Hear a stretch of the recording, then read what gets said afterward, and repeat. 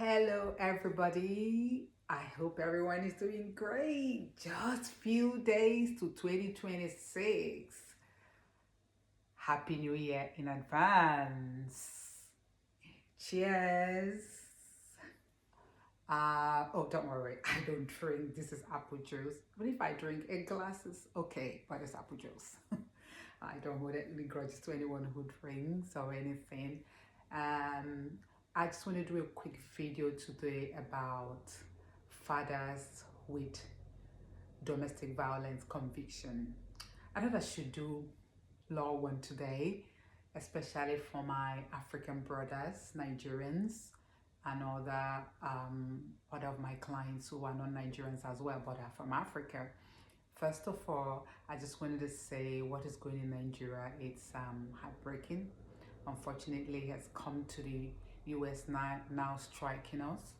I do hope that innocent life will not be lost. There's always casualties in these things, so we're going to keep quiet until I'm not going to make any more comment about that until we know the full facts. Otherwise, I won't be a good lawyer if I do, isn't it? So yes, let's just keep Nigerians in our prayer. But I'll drink today's again. Cheers and Happy New Year in advance. So the topic I wanted to talk today is family when relationship has broken down. Who does the children stay with? Who's going to be the resident parents? That's who the children stays with.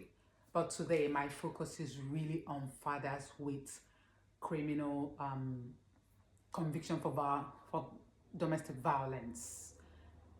It's important. I've just finished doing one recent case because it took me so much time to explain to my client that once there is domestic violence, that's just an ironclad evidence that you are you don't want to be addressed like that. That you are violent in nature. That it's for the children to be with you or the wife or partner. There has to be assessment. I am bringing this up because a lot of my brothers, African brothers, don't understand the impact, the enormity of such conviction. Before I go further, I'm going to stay right here. Please, if you ever find yourself in a position where you are at the police station before conviction, before when it's an allegation stage, at at interview stage, you must get a lawyer. Here in the UK, which I'm sure is the same thing. I'm sure it's the same thing in the rest of Europe, but in the UK, the system I know, I've not practiced in Nigeria, so I know Nigerian qualified, but I have not really practiced to know how the criminal system it is in practice, not in theory. Over here, once you're at the police station, you will get your own lawyer. It's free, legal aid free, because we are big on justice for your right to be protected at that police station. If you don't want to use the government provided one and you decided you have your own lawyer for some reason, you will have to pay. Now that depends on what your lawyer is going to be charging you. And I urge you, I beseech you, let me use King James Version Bible phrase. You must seek legal advice at that stage. Listen to your lawyers. They would, because police are they won't give all the information at the interview stage, so you don't really know the full evidence they have. Therefore, it is very important that you get legal advice. Your lawyer will advise you. I'm not a criminal lawyer, but of course, at the stage where they now have to fight for contact order, child arrangement orders, we call it these days in the UK, that's where I come in, because it becomes a civil matter. At that stage, going back to the police station stage, your lawyer will advise you whether you should do a comment or no comment interview. Of course, it is your decision on where you go, but I cannot emphasize the importance of following your lawyer's advice at that police station, because your case could be make or break at that police station. You get the interview wrong, you're going to be having a hard time convincing jury of anything. Where, listen, that's all I can say for that. Seek legal advice before you get into the stage of being convicted or whatever. Conviction can happen in any different way. It could be you entered a plea bargain, decided basis of plea. Americans call it plea bargain, we call it basis of plea here. It could be you ended up with a conviction on the basis of plea, or you decided, oh, I didn't do it, I'm going to go for a jury trial, although I don't even know whether we're still going to be having jury trial after what is happening. So rules might change. You might just be ending up with only serious matters we have jury service. But at the moment, you are entitled to, and after that, you're still found guilty. That is a big dent on your character. Now, there will be, when children are involved, there's always going to be, it comes most times with restraining order. At this moment, the local authority may be involved, police are involved, your GP, doctors are involved, reports are being written. You've now been separated from your children, possibly, from what I know, because I'm not saying it's only men that are only women that are abused. No. For some reason, we know most men don't report domestic abuse, but from the work I do, from what is out there, is usually women that are victims. So that's why I'm focusing today based on, because the fight is always, will the father, can he have access to the children? How can he see the children? What kind of contacts can you give? Because whilst you are in prison, obviously, you're not going to have access to your children. And when you come out, you then have to make an application to get contact with your children. Unless, which I don't see all the time, the mother of your child is not willing to take that against you, or recognizes that the children, you should still be in the children's life.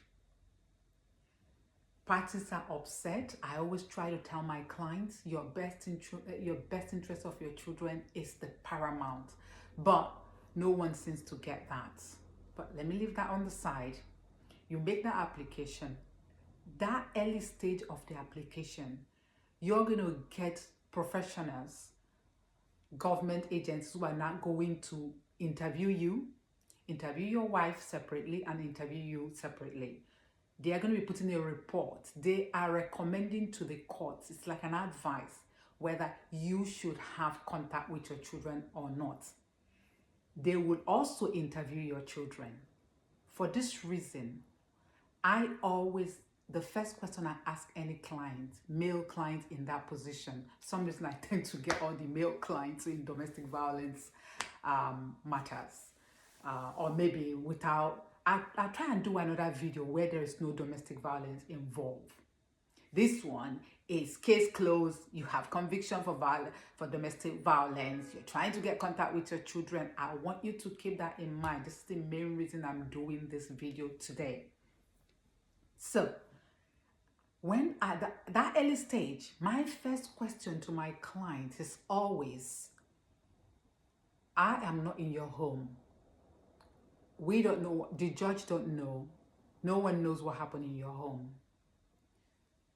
If they interview your children, because I already know they're going to interview your children, and the reason is, how do they feel? How has your behavior impacted them? Do they still want to see you? Very crucial. So I ask my clients, from you, the relationship you have with your children, if they interview, do you think your children will want to have contact with you? They want to maintain a relationship with you.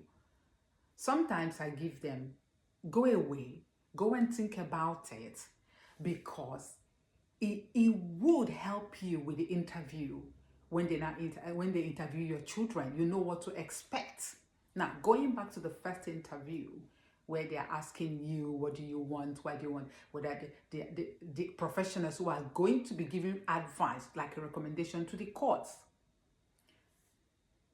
This point, most domestic violence father with conviction, they seem to always think they are going to tell this person, listen to me, I didn't commit this crime, I didn't do anything, I didn't touch my wife or my partner, or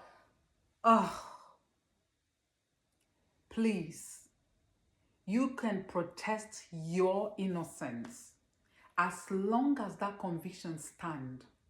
You have not appealed it to overturn it, to quash it. There is nothing you can convince the judge otherwise. At this point, your main focus is, what sort of contact can I get? You must show remorse. Otherwise, you're going to be hearing phrases that, like, he doesn't have insight into his behavior, his criminal behavior, is in denial. When there is a competent court has found you guilty, there is a criminal conviction. Now, a lower court is not going to go behind. There's nothing you're going to tell any county court. It's a lower court.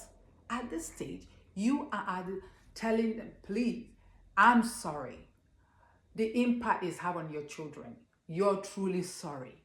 You want to, because it's just going to be, probably going to be one of the, what we are seeking at that moment is, can you get supervised contact? Because I cannot emphasize this anymore. There is a domestic violence conviction already. It is not a matter, the county court, your application is not an opportunity for your case to be, your criminal matter to be reheard at the county court. That's a lower court, especially when you did not appeal to quash your conviction. All I'm trying to assist you to do, we're going to see, is what sort of contact can you get with your children, especially when you have immigration problems, when you do not have settled status in the UK. You begin to know how important that is. Like one judge told a recent couple, one case just before the Christmas.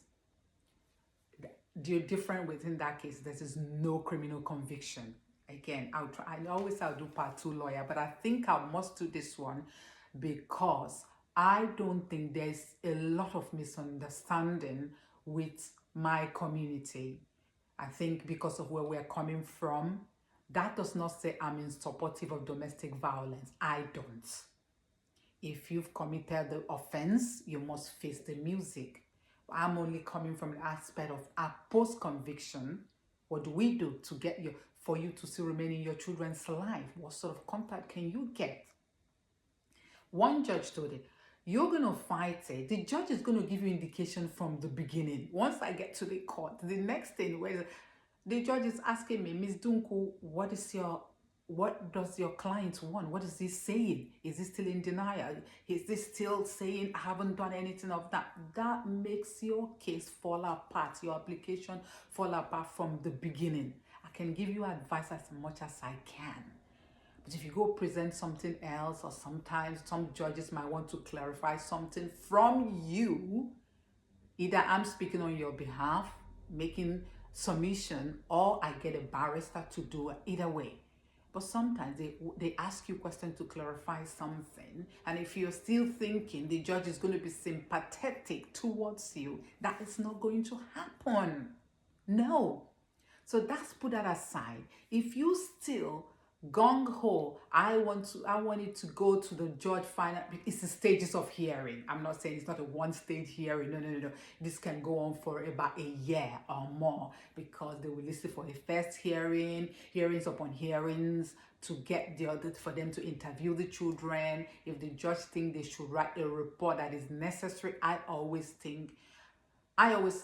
insist for them to interview the children. And the reason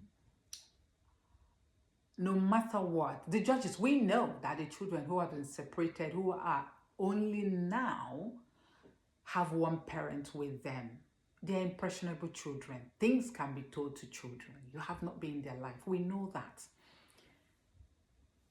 However, if you are a good father, from experience, I know these are professionals. They're going to ask questions. They are creating a space to give your children opportunity to speak. How you met them, what kind of father are you to them? Did they impart them? Forget about you thinking, because I hear somebody, they've been coached, the mother has told them that is, especially young children who are under the age of 10. It comes out because they will be talking, chatting their way. It would tell them the kind of relationship you had. Daddy always drop me to school. He takes me to buy ice cream. Daddy's always doing that. That will come out from any child. And so I'm reading between the line, and that is going to now help to say, okay, are you going to try and remove that from this child? But if that is one aspect for you to, we always want them to get that, interview the children and get the report. But if you, because they're going to interview you first, the parents first, and then the children, different dates, separately, not together, the children separately as well. And at your first interview, you're telling this government court officials, our first duty is to the court. We owe it to the court. We are assisting the court to reach, to get to the bottom of the issue so that the court can make the right decision, the right justice is rendered.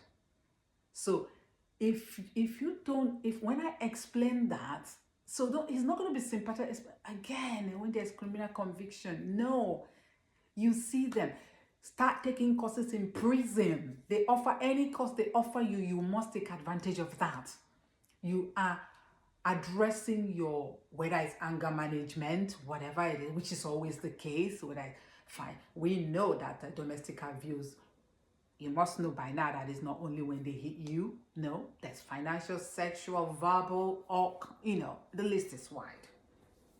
So, you take advantage of any course whilst you're in prison. If you ended up with a custodial sentence, if it's suspended for some reason, you take advantage of any course your probation officer offers you, social worker, anyone, please. Again, I'm saying this when I am faced with a client who has domestic criminal conviction. Please take all advice. Pay for it. Do something. Be remorseful, because you need to be in your children's life.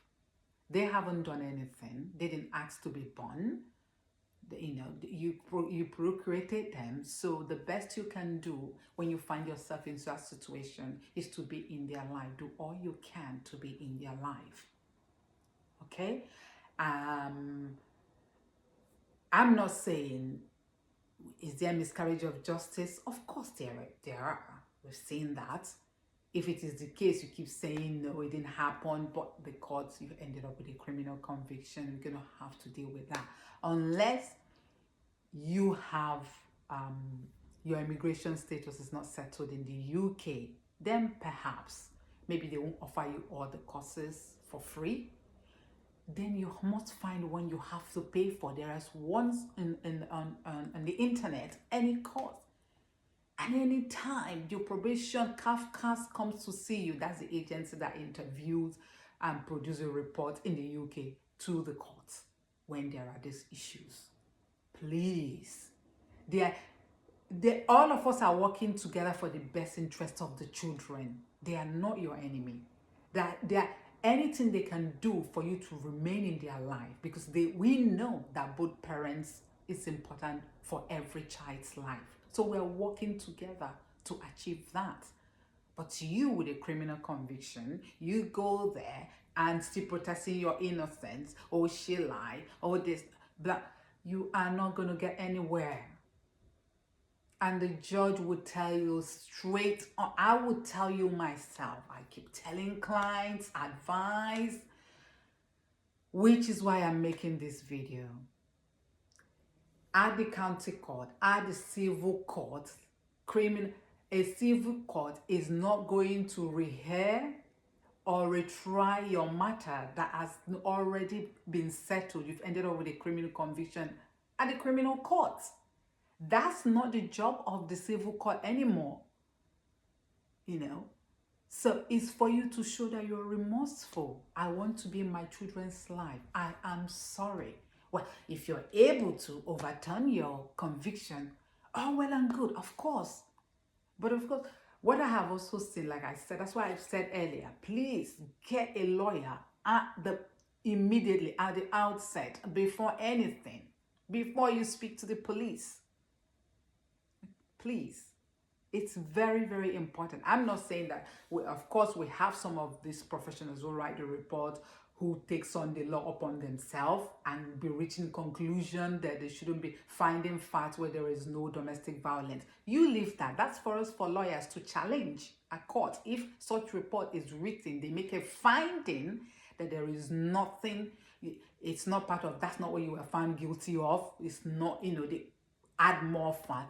That is not, leave that. That is a submission argument to be made. Your job is to show that you are sorry. This is the steps I've taken to make amends for this not to happen again, because the point is that is it safe for the children to be left with you?